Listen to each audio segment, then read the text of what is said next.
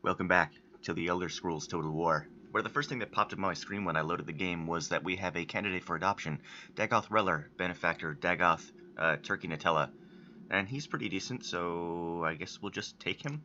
Yup. What the heck? I have never seen this happen before. Adoption not completed. It would appear that this was not meant to be. Message of your offer of adoption has arrived to a funeral procession. This man has sadly and suddenly passed away. Okay then. Now I think religion is pretty much under control in these territories. Even this Dres territory that borders our territory is up to 89% cult of Dagoth, so I think I'm going to move both my priests in this region into Mournhold to convert this. I believe it's only at like 20-something percent. Yeah, 26%. I really need to bring Mournhold under control public order-wise because I need Dagoth moving out towards the front line. Now that Muthas is no longer with us, he's going to need to be the one that leads this charge down into the south. I've gone through all the cities and started the repopulation of the garrison forces.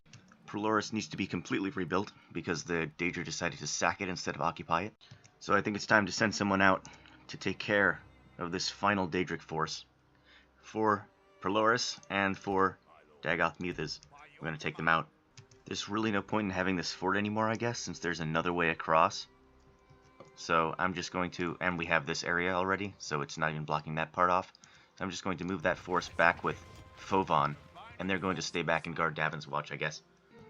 Our council would like us to initiate diplomatic relations with the clan of Forebears, and really I see no reason why we shouldn't do this. I believe we have some diplomats over there. Oh yeah, our diplomat is right next to the place, so we can do that right now. Let's just move up. This is the Forebears. Let's see what we can do. Seems like they might be willing to accept just a basic trade rights. Accepted. Awesome. And then I guess maybe also map information? I don't see any problem with telling them where we are.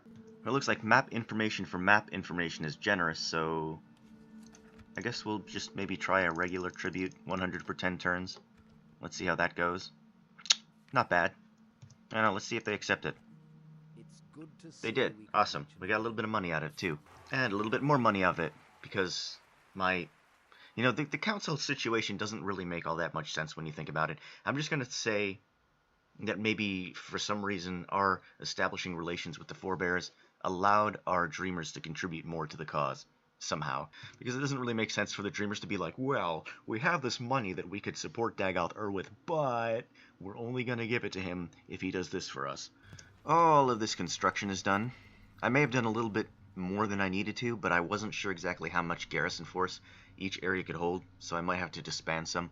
Well, the Daedra are running away, but the Dres have actually come out to face us on the field. And they didn't actually attack us.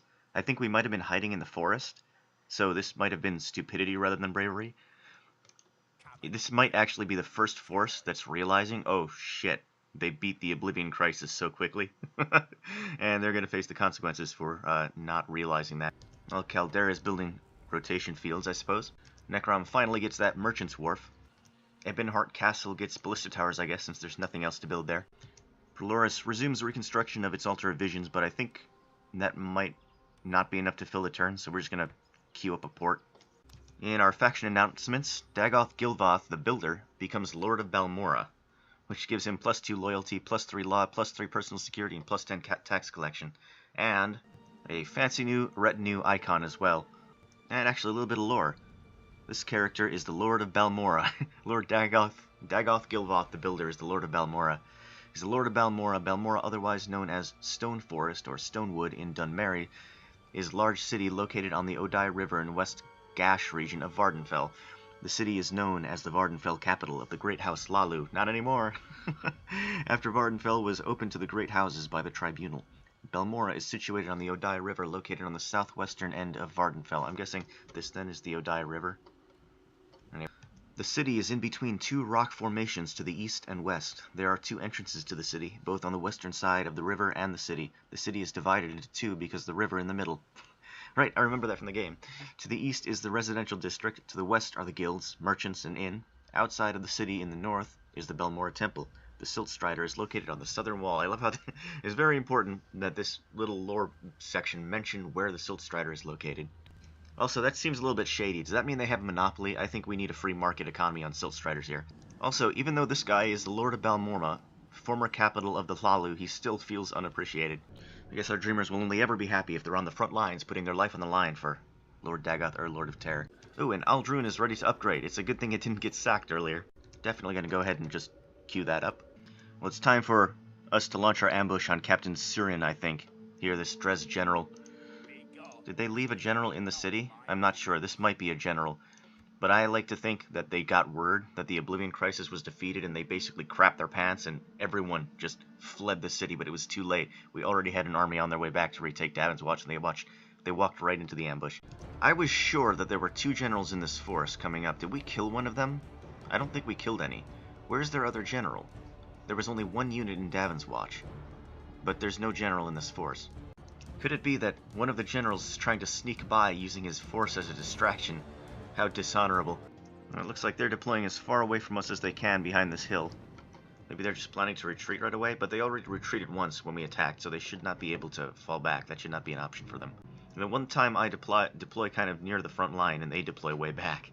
So they're kind of hiding behind a hill, which is a little bit smart, hiding from the ash spawn, but we're going to move over onto this other hill, just shuffle over there, and then it should be a little bit difficult for them to hide. It's pretty tough. This is providing decent cover for them. So, I decided to move some of my units, my most elite units, around to the side instead, while leaving all my standard, expendable units up there on the hill to just keep them occupied, keep them wondering. Alright, here we go. Let's see if this one works. This one should work. Why are they firing at the one that's kind of hidden? Well, they're hitting anyway, so yeah, this is better. Better yet, a lot of their units have lined up this way to face down this force we left behind, so it's working as planned. Now they're kind of lateral to our ash spawn, and they can hit them straight down the line and cause tons of casualties. In fact, let's target them and see how this works out. Maybe we can slow down time a little bit. Should be hitting nice long swaths through them here. Yep. There's just a slight awkward angle there where it can't hit like all the way through. Out of ammo, so I guess it's time to charge. This massive just blob of corpus and dreamers, and then the actual elite units coming up here through the forest. Well, the general goes down very quickly. That's because I think he was part of this Dres Javelineers unit, who I ran a unit around the back to try and, rout off these archers when they try to retreat my main force. But the Dres Javelineers with the general in it chased them, so I was able to just turn them around and sandwich them between a unit that was pursuing them and the unit that they were chasing. That was kind of a mistake on their part. And as the zombies come in for the surround, everyone just routs immediately. Oh, no, we're not going to end that easily. We have to surround them and take them out. These are the same dudes who were probably just sharing victory feasts earlier after that successful dungeon raid, or so they thought. But they thought they could kill our corpus brethren and get away with it, and they were mistaken. This is what happens. These 3 men will escape the battlefield to tell of what happened here. And as they flee, the corpus watch on, just here from the distance. Like to think they won the lottery. Only a clear victory. We did lose 22 men, but they won't know that. I think we've sent an effective message. I think we're just going to report to the world that we took 0 casualties in that ratch. And of course, there's only one thing to do with these people, that is to execute them, and the entire force just disappears into the forest. And actually, Captain Dagoth Fovan is the man of the hour. So, sure, why not? We could use this guy. He can just go straight to Davin's Watch and take command. This is perfect. And he is loyal beyond question. Excellent. There we go. That's the rise of Dagoth Fovan. He will be the Lord of Davin's Watch, but now he has to take his future home for himself. I think this looks pretty good on the siege equipment front. And there is actually 1 general in this city, but I still don't know where that 2nd general disappeared to. Could this be him? Was it Lord Sendis? I don't remember. I have to rewatch the video to remember what that other general's name was. This place actually has a Silt Strider port. That's an actual thing you can build, and you can recruit Silt Striders. I want some of them. We're up at 90% Cult of Dagoth here in Muthnar, so I'm going to move, I think, maybe half my priest wall forward into future territories. There we go, 3 forward there and 2 forward there. Meanwhile, the Hlaalu have actually finally managed to get together a decent force here. It's mostly militia, it seems like, but it is sizable at least, so that's something. They're finally starting to unite their forces around Virok here. Maybe they think I can't see them there, beyond the mountain range, but we already have spies in the area. There's actually a town here, outside the Skyrim mountain range, that is not owned by the Hlaalu. This is actually a Nordic town. And there's a massive Nordic force here. What is going on? Are they expecting some kind of conflict with the Hlaalu or something? Well, they have some cool looking units, don't they? Skyrim heavy warriors, Skyrim swordsmen. Oh, I like the look of these guys. Arrow to the knee archers. When we talk to the Kingdom of Skyrim, a re-exchange of map information is considered very generous, so maybe we can get some money. Unfortunately, it does not look like they plan to attack Hlaalu anytime soon. So let's try this. Map information for map information, and you give me 500 septims per turn for 5 turns. How will this... rejected. Darn. Well, he's annoyed now, so I'm not even going to try and do anything more, I think. Let's just go... I don't know. Let's ask for a single payment of 1,000, I guess. That should still be generous. No, that's balanced. I want to give them something generous. There we go. That should work. 500 septims, and we exchange map information. And they rejected. They reject a generous offer just because this guy's annoyed. They want map information for this. You know what? I think at this point negotiations have broken down. Goodbye. You see, kids, what I've just done there is a basic negotiation strategy that some people in today's world don't seem to understand. It's called walking away. Well, we can see on the faction ranking scroll that the Hordes of Oblivion have not taken any territories yet. So, if they still exist somewhere around the world, then they must be just running around ransacking places. I'm looking for anyone who's grown since... Oh, they grew a little bit. Who is this? Kingdom of Wayrest? Someone who's grown since the Imperial Kingdom just disappeared. Because I'm expecting just this mass attack on their territories, and it doesn't seem to be coming. Ooh, Skyrim might have taken some territories there as well. Oh god, there goes the Tamriel Empire, yep. But frankly, I like to think of them as being they're still kind of as powerful as they were. It's just that they're divided now. They don't have their emperor, their royal line, and as soon as the emperor disappeared, the Oblivion Crisis came, there was just a massive civil war. And all of the separate Leowyn and the Imperial City and everyone, all of the towns, all the governors just broke off and declared themselves independent. I'm thinking that's the way that this is going. So it looks like these are the 4 factions that have been profiting. Is one of them us? That's not... We haven't been profiting. 3 factions that may have been profiting from the breakdown of the Tamriel Empire, and those are the Kingdom of Skyrim, the Aldmeri Dominion, and somebody who I can't see. Right, Valenwood. Right here, hiding between those 2. Now, surprisingly, Gilvoth the Killer still has a 39% chance to assassinate the Dres leader. Take it. Misses target, but survives again. Darn it. I would move one of my spies over to assist, but they're kind of important right now. In the place where they are, I do have a spy. Is this the guy who's spying on it? Spotted by Galmus. Yeah, okay, so just being close to the town is enough for him to spot that town. Anyways, the spy network over here is kind of important to see what the Dres are up to, so I can't really spare them over here in Thyr. Well, the council would like me to kill somebody. Lord Sendus the Malevolent. He's the guy who's in, yeah, Muthnar. I could do that. Let me check. 35% chance at the faction leader, though. What's my chance at him? Only 16%. Why in the world would I ever do that? Just take another chance at this guy. 35% chance. Misses target again. While construction continues all across the lands, the remaining Daedra continue to flee in terror. But they're running themselves into a corner here. I think they only have 1 turn left. And it looks like the Dres have kind of done the stupid, haven't they? They've just moved up another force outside the walls. So what happens if I just lift the siege, turn around and attack them? Oh, they can't reinforce. Okay, well that's unfortunate. So I have to wait another turn. I assumed that this would pull this force out to reinforce, but it says that they have no reinforcements, strangely. We got a very stubborn fog here. And now it's turned into rain. I've been waiting all throughout, but it looks like this fog is just going to stay. It looks like they've decided to deploy. Where are we? I get lost in fog. Okay, we're here. They've decided to deploy up on this hill, I think. Have they decided to deploy behind another hill, or are they actually coming? Looks like they might actually be coming out from behind. They are well within range, and in our firing line, I believe. But we'll see how this works with this rain and fog. It might affect our accuracy. I haven't seen a hit land yet, though we do have some bodies. I'm aiming at these guys. Okay, there we go, now we're hitting. So they seem to have kind of learned to hide behind hills, but if I just kind of eyeball the arc, I can have my ash spawn right around there, which is where I put them, and have them arc it up and over the hill, so it goes down straight through like that, and hits as many people as possible, and it seems to be working.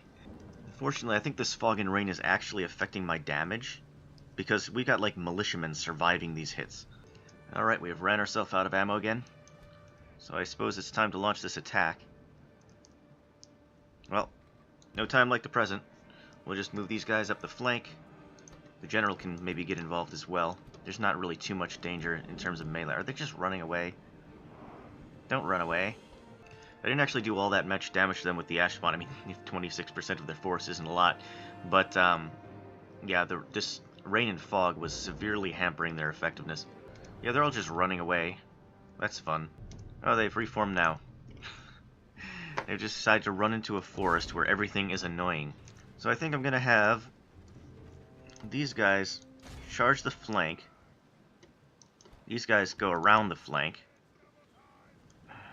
It's so annoying in the forest. Alright, this is Dreamer Swordsman. Generals can just, like, charge down the middle, I guess. They can attack somewhere around the other flank. These guys can attack the actual flank. Oh, that's not the actual flank. I guess these guys can just chase down the archers then, and then that should be fine. They'll naturally end up behind the enemy line. We've started combat here. There should be no way that we lose this battle. No, we haven't taken any casualties yet. The general's actually taking on the most powerful unit. But it looks like they did well enough. I think we haven't won yet because these archers are just all retreating. I'll send my reserves up. Why not? They're way behind enemy or our lines, and they're not going to catch up anytime soon, but they're just making this battle as annoying as possible, aren't they? I suppose that means they're doing a good job. Just chase them all down. Well, I do wish they'd actually, if they're retreating, that they'd just retreat. This is certainly a full-scale retreat. Uh-oh, the zombies are catching up. They're actually faster than everyone else. This is not good news for the Drez. Unfortunately, it's not soon enough. They're going to make it to the edge here. Oh no! He didn't make it. He made it right here to the edge, and then we captured the general. Oh no. That was a clear victory. We lost 22 men. And so, since they killed a single person, they all need to be executed, of course. And now we have to rebuild this siege equipment. Did the force in the city just multiply? Did the survivors of that force I just defeated then retreat into the city? Is that what happened? So the Hlaalu's central force is kind of congregated now here in Heimlin, right next to Narcissus. So this is going to be the showdown, it looks like, and if we can steamroll these forces, then the rest is going to fall very quickly. Alternately, we could launch another attack on the north, move down that direction, and kind of cripple their economy so they can't hold that big of a force anymore. Then they'll be forced to throw that thing against city walls. Unfortunately, Narcissus... I don't think I can visit the town, but I think Narcissus is a pretty bad fortress to defend, if I remember correctly. Well, it is a city, so I might just be completely wrong on that, because what I'm thinking of is those dumb forts that have no walls, that are just impossible to defend. I don't want to be stuck defending one of those, especially not with a huge force. I think what I'm going to do is, once I get all these extra troops stationed in Ebonheart Castle, all the ones that are heading in that direction. Where are you going? To Pelagiad? Man, might as well use them. No need to just sit them in Pelagiad. Anyways, once all those forces arrive in Ebonheart Castle, and also Dagoth Aldous, he's headed to Ebonheart Castle as well. Once all of them arrive there, I think Aldous is going to take that force, take a boat up north, maybe up to Blacklight, and then head down from there. Let's see how they respond to that with their massive force all situated on what they assume is going to be their front line. I haven't actually seen a single Hlaalu boat.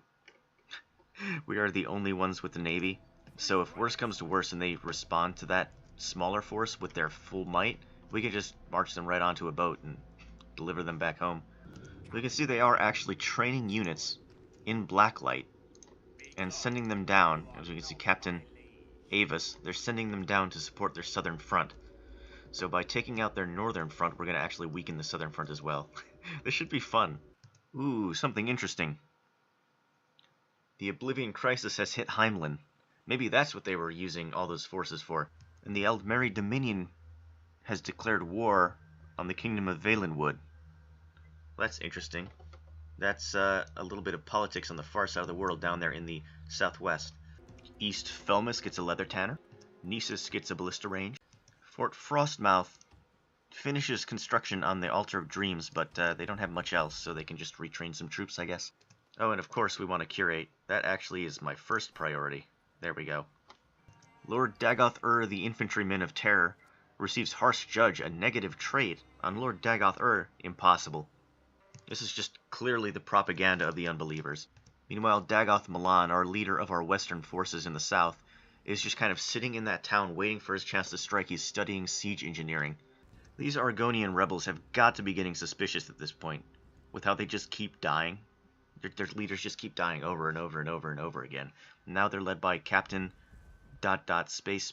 listens to water. Oh, that poor guy.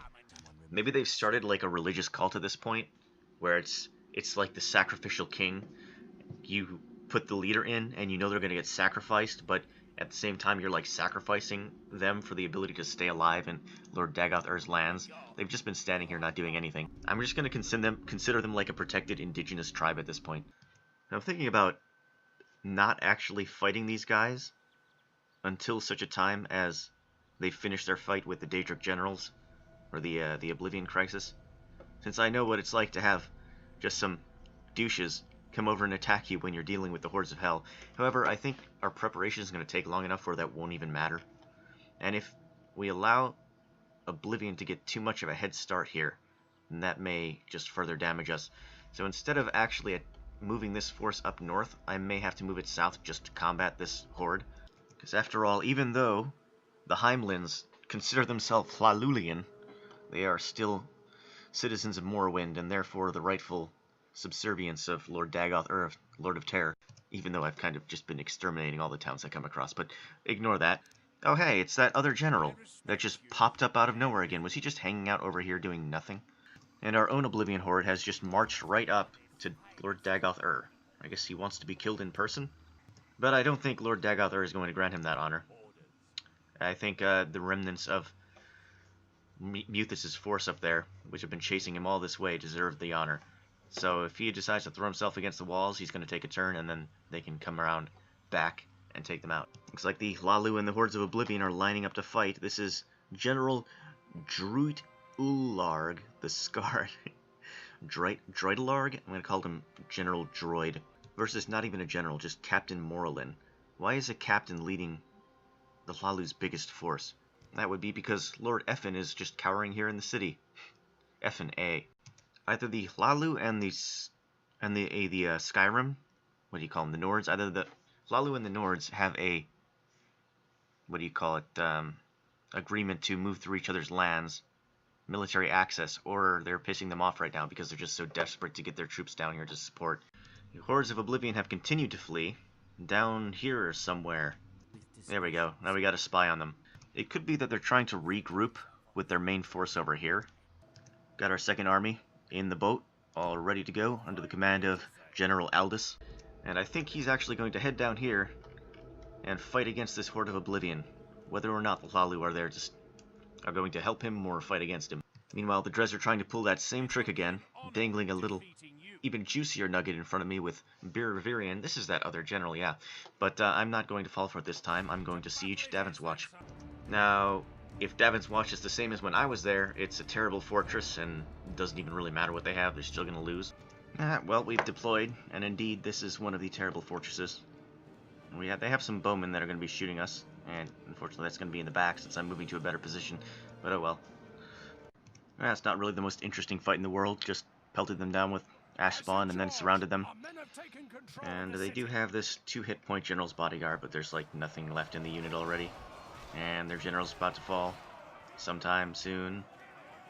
must be happening soon. He's surrounded by all these Ds. This is literally him right in the middle of the mass of Dreamer Swordsmen, and he's still alive. There he goes, finally.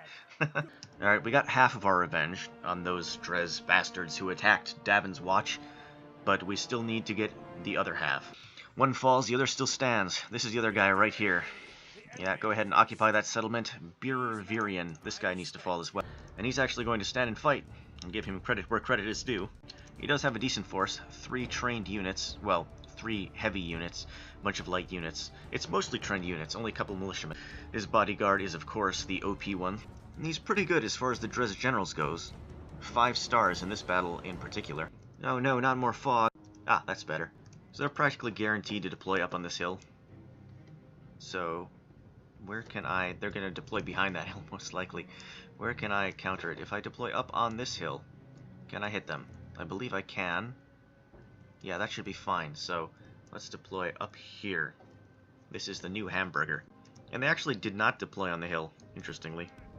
Decided to deploy way down there in the valley. Why in the world would they do that? The enemy will clearly expect us to deploy in this tactically advantageous position. But we're not going to do that. We're going to deploy in the worst possible position. They'll never see it coming. It's military genius at work. It occurs to me that I did not bring any fast units with me. So if I don't manage to surround the general, he might run and get away. It looks like they've decided to charge. Good for them. They do have us outnumbered, but we have by far the superior units. With the exception, of course, of that bodyguard. I don't know. I don't know who would win one-on-one between this Dres bodyguard and one of our Dreamer Swordsman units. Yeah, never mind. They just decided to stand here again. Okay, marching up on this now. Oh, are they running? Don't you dare run away. Damn it. My strategy was going to be push through the wings as quickly as possible, and then just ignore the center. Okay, they're not running. They're just forming back a little bit. It's a tactical 10-step retreat for some reason. Anyways, okay then. Strategy is going to be, I'm going to run these wings up, try to eliminate the wings of their force as quickly as possible. Let the general just kind of like handle the middle, these troops here, so he's not in much danger. And then I'm going to charge around and try to surround the general. Basically just ignore the rest of the force if we can. So, these guys can start sprinting around the side, just completely ignore everyone.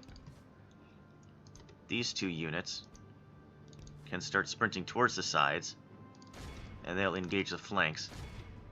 General can engage the middle here, and we'll decide what to do. He's almost like a middle reserve, and these 2 units flank around and trap the general.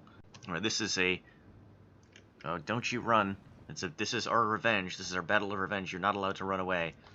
Yeah, they've stopped running again. They just keep, I don't know, doing weird stuff. Bowmen are running around, not doing much. These guys continue to just, alright, just compact yourselves a little bit and run around the sides, like so. These guys charge the corners. General charge the middle. I don't want them chain routing too quickly here, but I might not have a choice. I need to get these guys, it's a battle against time to get these units around the back to trap the general before he routes. It seems to be going well enough. The general's actually charging in. Okay, yeah, these Dres dudes can just go away. He's going to charge in to try and engage our general. That's fine by me. Now, screw everything else. These people can pelt us in the back if they want. We just want the general's head. It looks like we've got him. We've got him right where we need him. We just can't let him escape. His bodyguards are forming what they can of a line behind him to keep this surround from happening. Where's the actual general himself? Is he up in the front line somewhere? I don't see him. I don't think that's him. Where is he? Oh, here he is. Right, the center of the screen there. Yeah, he's at the front line. This is not good for him. And they're fighting to the death. Excellent, we got him surrounded. And down he goes. Alright, our revenge is complete. We've captured him. We didn't even have to kill him. We captured him and now we can execute him. Although our little banner says he's fallen in battle, I guess we'll find out which is true after the fight's over. Clear victory. We actually lost 30 men because of our risky strategy, but it paid off and we managed to kill this tyrant who attacks us even though we're fighting the forces of hell. It's unforgivable, and now he finally faces justice at the hands of Dagoth Earth's new general. Yes, we have him right here, Birvirian. I wonder how they would take 1,700 for him. They don't even care about him. Actually, his value alone is 1460. Of course, There's no chance that's happening. He needs to pay for his crimes, so he will be executed. Dagoth Fovan improves. He's now proven commander. Well, he's up to 3 stars now as a general. He has some promise, but what's really impressive is his loyalty. Full loyalty. This man is spoken of far and wide as the epitome of selfless obedience and is universally admired for it. Yes, his devotion to Lord Dagoth, or Lord of Terror, is truly impressive. Looks like they've torn down our Altar of Visions, so we're just going to put that right back up. As for these forces, the Dreamers can be disbanded into the population. I don't know if that actually works in this game or not, but they can be disbanded nonetheless. This force, this professional force, has got to move back up to the front line. I think they're strong enough to take on anything that might challenge them, including these guys. So I'm just going to go ahead and move them in that direction. And this region of Davin's Watch is desperately in need of watchtowers, so I'm actually going to send Fovan out to start building these immediately. Notably, Dagoth Turkey Nutella has brought us quite possibly the worst candidate for adoption I've ever seen in my life. He has 0 command. He would wet himself at the notion he should be in charge at all. He is generally loyal, which is cool, but he's an apprentice, -1 to general's hit points. He's a drill master, -1 morale to all troops on the battlefield, which actually doesn't matter for our purposes, since we're all completely immune to being scared at all, which is pretty, just makes it all the weirder that he would be scared of being in command. But yeah, he's an apprentice, he's drill master, and he's generally loyal. Let's take him! This is Dagoth Rather, the worst general in all of the land. But just because he's awful in combat doesn't mean he can't necessarily grow into a powerful force in managing the country. So, first things first, let's send him down to Ebonheart Castle, the center of our naval fleet, and then I think we're going to put him on a boat and sail him all the way up here to Port Telvanni, where he will be in charge. In this little corner of the world where no one can threaten him, perhaps he can finally take charge and grow into a true servant of Lord Dagoth. Recruitment report, we have all sorts of stuff. Yeah, speaking of Port Telvanni, there's a new ship there available called the Bangla. I'd like to see what that's all about. The first mention of this Khajiit ship date from the early Second Era. Bangla, able to get out into the open sea, can carry up to 400 tons of cargo and a few guns. Can be used to transport goods and troops over long distances. Ooh, this is perfect for us, it sounds like. It'd be very cool if it had a longer movement range. Oh hey, look who's back! Yep. So, this tense stare-off between the Hlaalu and the minions of Lord Dagon has ended in the Daedric Horde just walking away and coming into our land instead. Is this not suspicious? Okay, so let's get this straight. Who is this guy? Lord Effin. Lord Effin hides in his city of Heimlin. He sends out his subordinates, a bunch of militiamen, to go out and face down this Oblivion Horde. And next thing we know, the Oblivion Horde just turns around. I am pretty sure the faction heir of the Hlaalu just made a deal with Lord Dagon, and I was about to help them. They betrayed everyone. They betrayed everyone, and they've joined the Hordes of Oblivion as far as I'm concerned, so no more mercy. Now, I'm going to cycle these forces. I'm moving Dagoth Milan out of Narcissus, and I'm reconverging these forces straight into Narcissus to defend it. Meanwhile, the remnants of Muthus' force are nearing their revenge. Kynagirth is right in front of them. They just can't reach him. And these Dres can actually attack Davin's Watch from this distance. And Davin's Watch is like negative defensive value. So instead of trying to defend Davin's Watch, I'm sending out my army onto the road to cut off any kind of approach they might have. Dagoth Reller is just going to be in time to catch the ship before it sets out, fortunately for him. And actually, as fate would have it, this is that Dagoth Reller.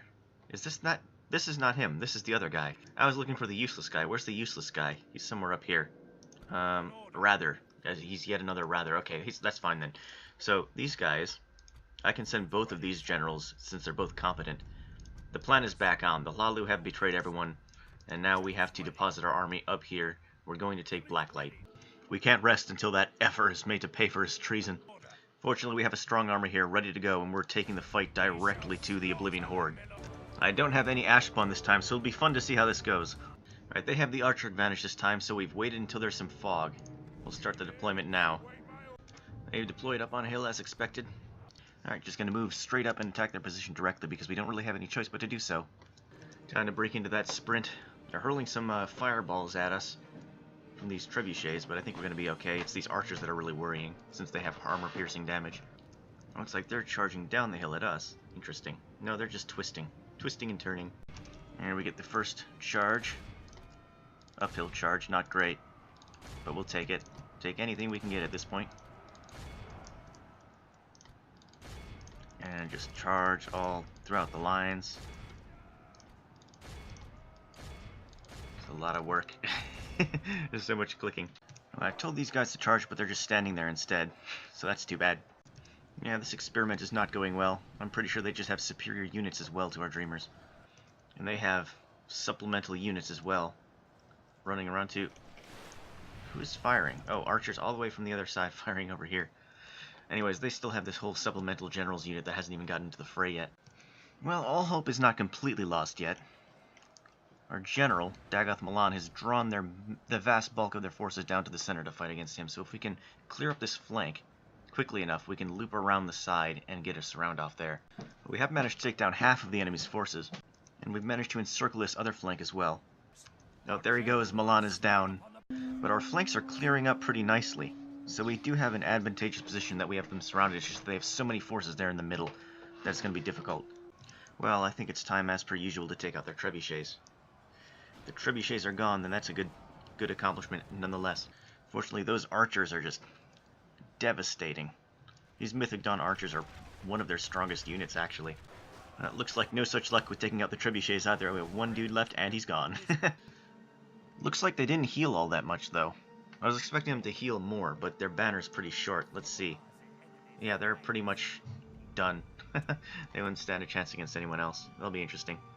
A noble death. Dagon Milan, the infantryman, is down as well. So that's 2 infantrymen. Both Dagoth Ur's right and left-hand men, both killed by the Oblivion hordes. But the one truly responsible for this is Effin, Lord Effin of the Hlaalu. We need revenge on him. The rebuilding of Proloris continues. Even more Dres. I don't even know how they made it to the town, but they just keep coming out of the woodworks to attack us.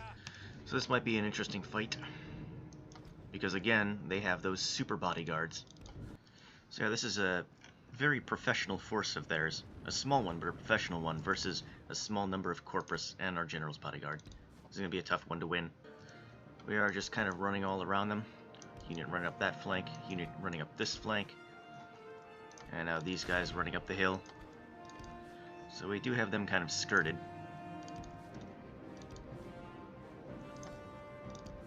Let's just have them run down the hill while they still have the hill advantage. And have these guys run up as well. And why are you stopping? You should be still running. And charge down the hill from this end. This should work out. And that's the General's bodyguard, so they're going to win anyways, no matter what. We just have to kind of make this work out. Our slow general is finally getting into the fray here. And unfortunately, he's right at the forefront. That's not where I want him. There we go, finally getting into the fray. And he's kind of at the safe end with just some Dres infantry. The battle is actually going our way, surprisingly. As our Corpus charge this unit of Dres javelinmen in the forest. It's a little bit mixed up. But I think the general getting into the fray really turned the tide here against their bodyguards. Meanwhile, these bowmen are just a problem when we have no ranged units ourselves.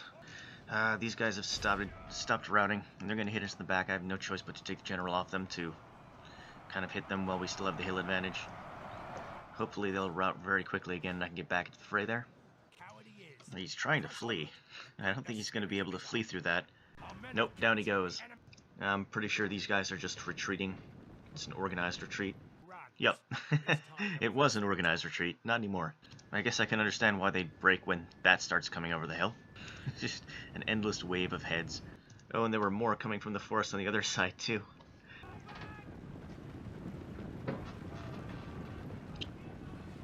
I don't think they're going to make it to the red line. This one guy might. The zombies are ignoring him. Yeah, he made it. Because the zombies didn't realize how to turn and attack him. Well, we managed to cut these guys off. That's not good for them. This doesn't seem bad at all, considering that we are fighting a bodyguard. Yep, impressive. And General Fovon actually gains his first chevron. And this guy, like all those before him, gets executed. It's like they just want to die. They just come up here because they want to get executed. This is kind of interesting. So we have this force that's just standing outside our city now. I don't know what they plan to do. And the other horde, the other Oblivion horde, is now moved back here. Maybe General Droid didn't quite like the end of the bargain he got. It was a little bit tougher to go down here and fight Dagoth than he was expecting. So he might be back to take some revenge. Unfortunately, his force is so damaged now from that fight that I'm not sure he's going to be able to do anything against this city. So I mean, to his credit, Lord Effin kind of played the demons like a fiddle. But that doesn't matter, because we, with Dagoth do not forgive, we do not forget. Our group has over 9,000 penises. But it looks like this is finally the turn when the remnants of Muthus' force catch these guys and make them pay. It's just him and 2 units of archers. Here we are, deployed in a position to kill them, and our reinforcements are coming over from this direction. And they have another unit of Ashbon. They can just deploy over here and start firing from another direction. And they just get to stand here helplessly as they burn in the fires of our vengeance. Crispy. Looks like maybe they've decided to charge forward and go out in a blaze of glory, rather than just standing there and taking it. It's just gonna make them die faster though, because they're getting closer and closer, and our units are getting more and more accurate. There he goes, finally, down. Vengeance is complete. And last archer of theirs just gets burnt to a crisp. There we go. Finally it's over. Somehow I managed to lose 3 men. I'm not sure how that happened. And another man of the hour. Perfect. Dagoth Fouls. What's this guy got? Ritual. +2 piety. That's good. Command against when fighting against the undead. I don't think we have to worry too much about that. +2 morale doesn't matter. -1 morale doesn't matter. +15% movement points though. Drill Master. That's actually very nice for us to have, in particular with this faction, since the downside doesn't matter. And he's generally loyal as well. So yeah, of course we'll accept this guy. And that's because Narcissus needs a new leader. Fortunately, I'm not sure whether he's going to be leading this assault or not.